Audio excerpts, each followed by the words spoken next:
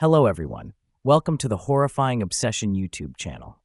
The story I will tell today takes place in Hanoi, a peaceful rural area of Vietnam. Before we begin the story, I hope you can give me a like and subscribe to the channel if this is your first time here. In 2002, a strange car accident happened here. A couple from Hanoi decided to visit Hanoi for a weekend getaway, but their trip encountered some troubles, and the wife unfortunately had an accident. On the surface, it seemed like an ordinary accident, but after investigation, the police discovered many suspicious points. The local police were stumped for a long time. Finally, they had to seek the help of the famous forensic expert, Nguyen Hong Thuy. With his sharp analysis and experience, he found the clues and brought the truth to light. So, what terrible truth lies behind what seemed like a simple case? Next, let's turn back time to 2002 to explore the details of this case. On November 29, 2002, it was a Friday. That evening, everyone was immersed in the joy of being with their families. However, the weather that day was terrible, with rain and storms. Usually, in such weather conditions, the likelihood of traffic accidents increases. Indeed, at 8 p.m., the police received an emergency call. When the officer on duty picked up the phone, the panicked voice of a man came through on the other end. He hurriedly said, "My wife and I were in a car accident. My wife is seriously injured and might not survive. I hope the police can come quickly to help." The accident occurred on the highway, about 3 kilometers from the Liam Thuy interchange. After receiving the report, the police immediately dispatched Officer Quoc Quang, who was patrolling nearby, to the scene.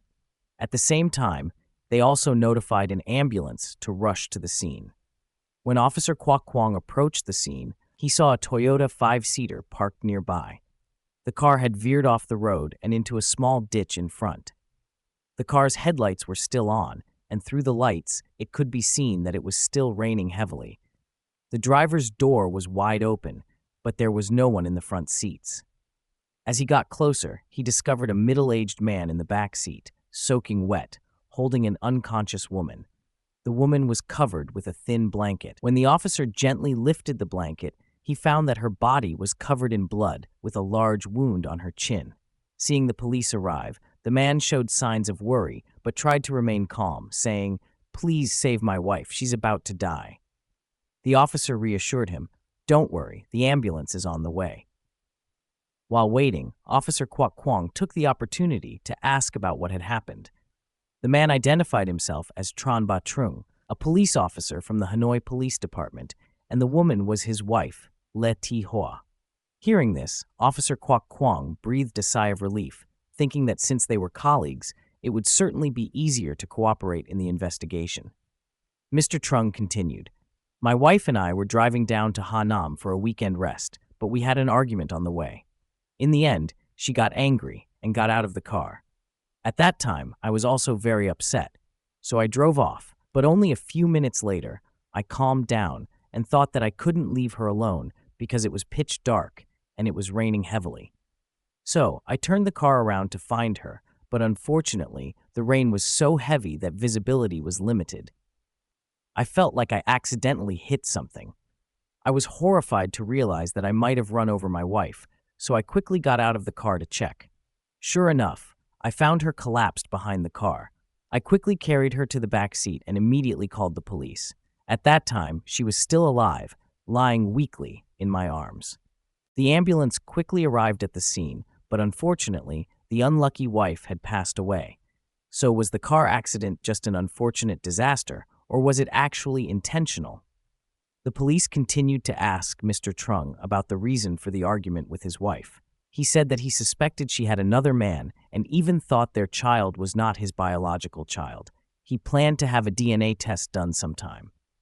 Hearing this, she became extremely angry and jumped out of the car before it even came to a full stop. Mr. Trung's statement seemed reasonable. Everything appeared logical. In fact, this seemed like an ordinary traffic accident. However, the entire incident was based solely on Mr. Trung's testimony, with no other witnesses.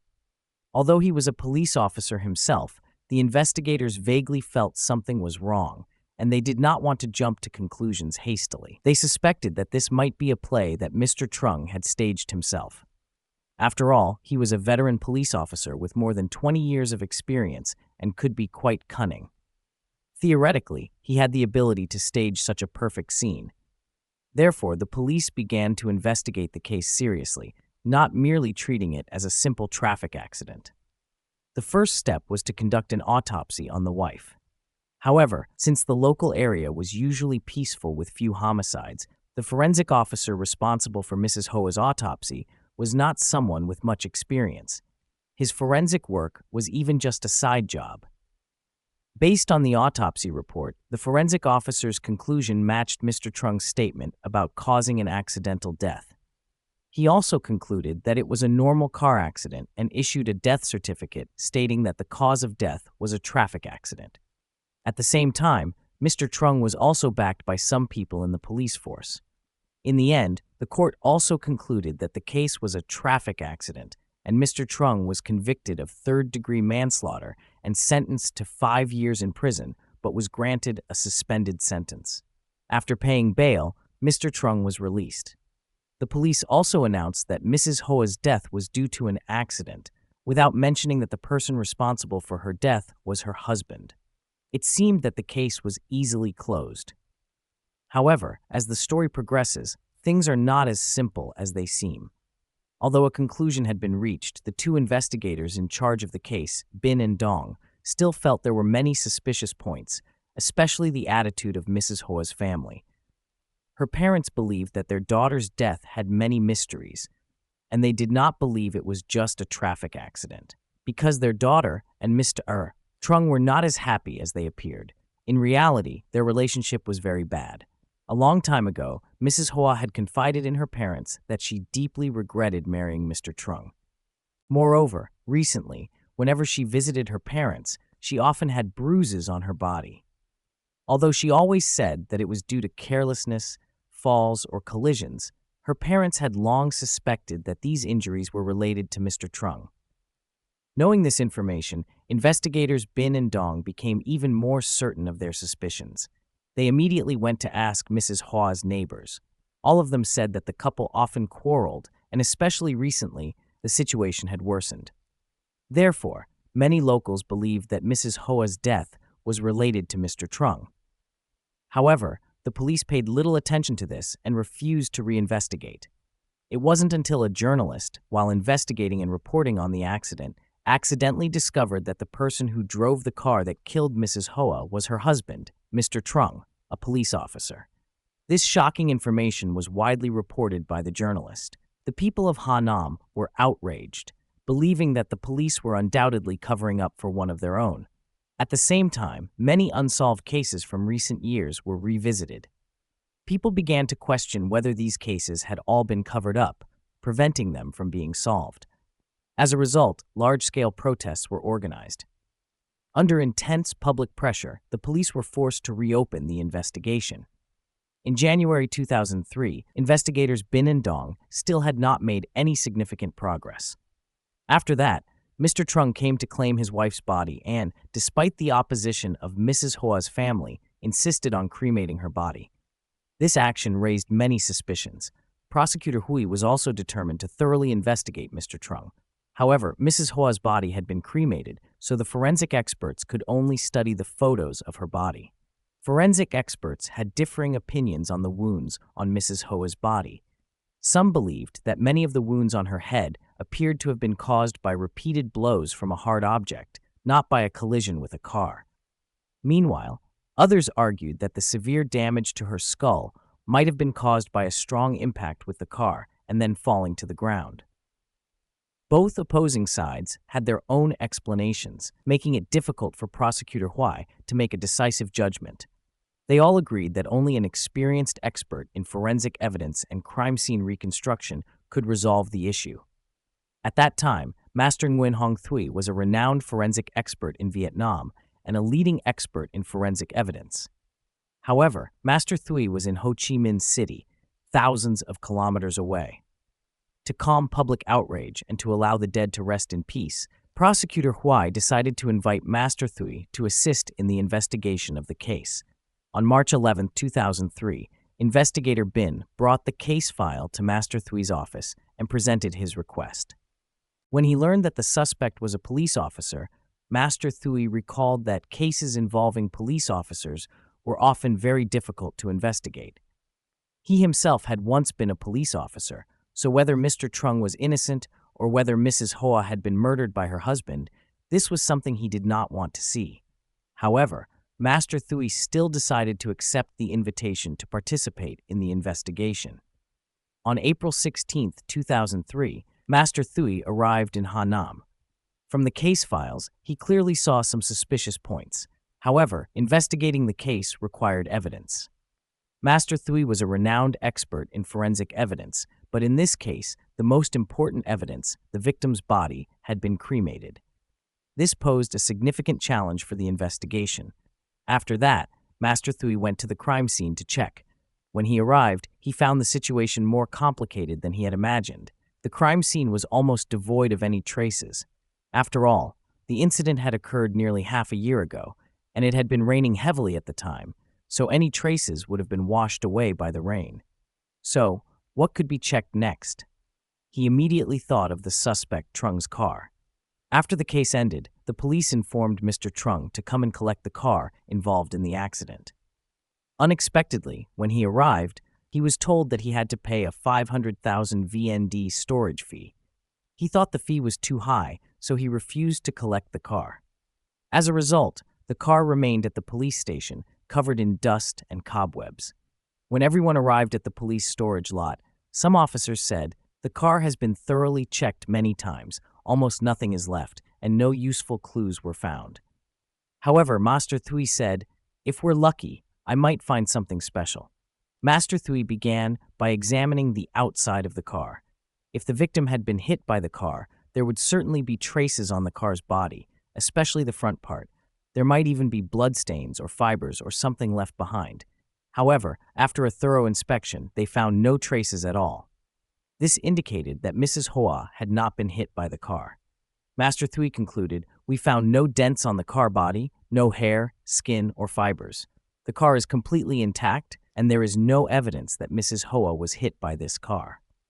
Under the car, Master Thuy used specialized equipment to carefully inspect the undercarriage, joints, bolts, and nuts, where small objects could easily get stuck. Unexpectedly, he discovered some fragments of skin and hair that were difficult to see with the naked eye. After testing, the results showed that these belonged to Mrs. Hoa, proving that she had indeed been run over by the car. Next was the examination of the car's interior. Master Thuy carefully used a specialized brush to clean the cobwebs and dust inside the car. This action revealed many bloodstains. Some of the small bloodstains had faded and were difficult to see with the naked eye. Master Thuy used specialized equipment to quickly make those bloodstains visible. According to Mr. Trung's statement, after running over his wife, he immediately carried her to the back seat. Therefore, many bloodstains were found in the back seat. The statement seemed reasonable, but Master Thuy found many bloodstains in the driver's seat and the front passenger seat. This was very inconsistent with Mr. Trung's statement. The police immediately approached him for further questioning about this detail. Mr. Trung stated, "After running over my wife, she was still alive. I placed her in the front passenger seat and was about to drive her to the hospital, thinking that it was only a 10-minute drive to Hanoi Provincial General Hospital. But on the way, she kept moving. To avoid worsening her injuries, I moved her to the back seat." Based on Mr. Trung's new statement, Master Thuy conducted a thorough examination of all the bloodstains in the car. After completing this, he had almost grasped the entire truth of the case. Along with Master Thuy's sharp analysis, the truth gradually emerged. Suspicion 1. There were many blood spatters on the car's dashboard, at least nearly 100 drops, but those bloodstains were caused by blood being splattered. The only possibility for creating such blood spatters is that the victim was beaten or struck hard. While Mr. Trung claimed that he only carried his wife to the front seat, the bloodstains left would only be from contact or movement and could not have appeared on the dashboard. Suspicion 2. There were many blood spatters on the ceiling above the driver's seat, coming from the direction of the front passenger seat. This indicates that the victim's head might have hit here, and she struggled violently. If, according to Mr. Trung's statement, he simply placed his wife in the front passenger seat, it is clear that such blood spatters could not have been created. Even if he had carried Mrs. Hoa so high that her head touched the car ceiling, it would only leave contact bloodstains, not spatters. Suspicion 3. Looking at the photo of the victim's head, a clear hexagonal wound can be seen on the right temple. Initially, the police thought that the wound was caused by a car accident, but upon closer inspection, it can be seen that the protruding nut on the car door is also hexagonal. It is very likely that the victim's head was violently struck against the nut, creating the wound. That impact could not have been caused by a traffic accident, but only by someone forcefully striking the victim's head against it. Suspicion 4. There was too much blood in the back seat area. Normally, when placing an injured person wrapped in a blanket inside the car, it would not leave that much blood. Moreover, the blood was not only on the car floor, but also on the ceiling, sidewalls, and car door. How could an unconscious person after being injured leave so much blood on the ceiling unless, after being injured, Mrs. Hoa had rolled around in the car, tried to sit up, and even tried to open the car door to escape, leaving that much blood? Suspicion 5. At the time of the incident, it was raining heavily. Mr. Trung claimed that he had carried his injured wife from the roadside into the car, so he would certainly have been soaked with rainwater. However, the bloodstains found on the sun visor and car ceiling showed no signs of being diluted by rainwater. This proves that the bloodstains were present before Mrs. Hoa was put in the car. Suspicion 6. Through professional methods to analyze the trajectory of the blood spatters, Master Thuy found the origin of those blood spatters that were not diluted by rainwater. The location where the blood splattered was exactly where Mrs. Hoa's head was when she was seated, and her head had been struck at least 5 times. This means that at that time, Mrs. Hoa was sitting upright in the driver's seat and was struck on the head by someone. Suspicion 7. By using a reagent, Master Thuy discovered bloodstains on the rear sidewall of the car. It was a bloody handprint, as if the victim had desperately tried to hold on. This further proves that it could not have been left by an unconscious Mrs. Hoa, but rather looked like the trace of a struggle. Suspicion 8. In the car door gap, Dr. Lai found more than 10 strands of hair. Tests showed that they were Mrs. Hoa's hair. From the broken ends of the hair, it could be seen that the cuticle and hair shaft were damaged, indicating that the victim's head had been violently struck. It is very likely that she was struck by a hard object like a baton or a police flashlight. By now, you probably have your own thoughts about who the culprit is, right? All the above evidence points to the fact that Mrs. Hoa's death was not simply due to a traffic accident, as claimed by Mr. Trung. Master Thuy combined all the evidence, reconstructed the crime scene, and tried to uncover the truth about Mrs. Hoa's death. At first, Mrs. Hoa was sitting upright in the driver's seat. For some reason, Mr. Trung suddenly used a hard object to strike her head repeatedly. Those blows created the blood spatters on the dashboard. At that moment, Mrs. Hoa began to resist. The two struggled, leaving many bloodstains on the car ceiling from friction. After that, Mrs. Hoa tried to run to the back seat to escape, but was caught by Mr. Trung. They continued to struggle in the back seat area, leaving many bloodstains on the ceiling, sidewalls, and car door, along with a bloody handprint on the sidewall. At this point, Mrs. Hoa was probably very weak. Therefore, Mr. Trung decided to stage the scene as a traffic accident to cover up his crime. He dragged Mrs. Hoa out of the car, drove the car over her until she died, then carried her back into the car, and finally called for help. It can be said that this was a meticulously planned murder. So, what was the motive that led Mr. Trung, a police officer, to kill his wife in such a way? No one could understand the reason why. They investigated Mr. Trung's life and personal affairs. After a thorough investigation, they discovered a shocking secret. Mr. Trung turned out to be a philanderer. He had a mistress almost 20 years younger than himself. Recently, Mr. Trung and his wife had been given a house in the central district of Hanoi by his in-laws, i.e. Mrs. Hoa's parents, with a market value of several billion dong. Mr. Trung had grown tired of his wife and was infatuated with his young, beautiful mistress, which led him to devise a plan to kill his wife to gain a huge fortune and comfortably marry his young mistress. Master Thuy took all the evidence back to the laboratory for careful and meticulous study and comparison. After ensuring there were no errors, he wrote a detailed report and sent it to Prosecutor Thuy, who was in charge of the case. After carefully reading Master Thuy's report, the prosecutor immediately decided to prosecute Mr. Trung. On December 22, 2003, Trung was officially arrested. By January 22, 2004, just 1 month after his arrest, the police conducted a pre-trial hearing. Master Thuy also attended the trial and provided a series of professional opinions. Since the suspect was a veteran police officer with over 20 years of experience, the legal proceedings were repeatedly delayed. It wasn't until September 2005 that the long-awaited trial of Trung finally took place.